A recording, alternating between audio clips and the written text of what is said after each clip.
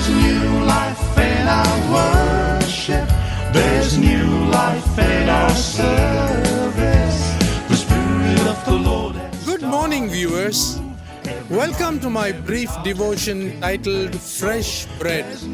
And I do hope that it makes an impact in your life as you begin a new day in Christ.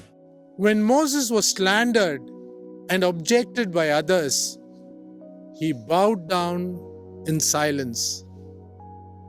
Even when the rebellious people said, "Let us make another leader to carve out a golden calf," he refused to react, but let God defend his case.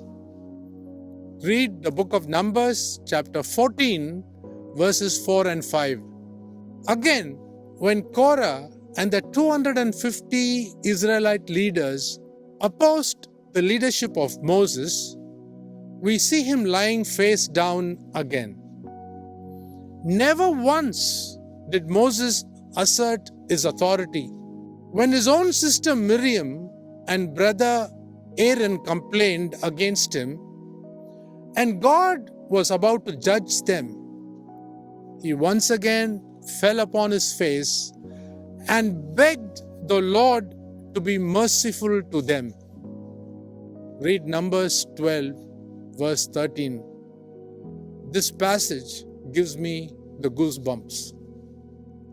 During his entire lifetime, he was truly the most humble man that existed on the earth.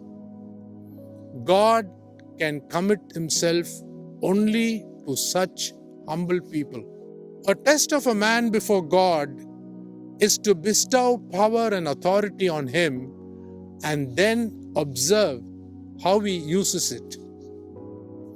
Moses never misused his power and authority given by God to mistreat God's people. The Bible declares that he was the meekest man in the face of the earth. Read Numbers chapter 12, verse 3. Though the flock given to Moses by the Lord rebelled again and again, he passed every test before the Lord. Remember, there are many dangers attached to spiritual life. However, blessed are those leaders who repeatedly fall on their faces and take their complaints only to God. Moses never ever tried once to defend himself or argue, but always remained quiet.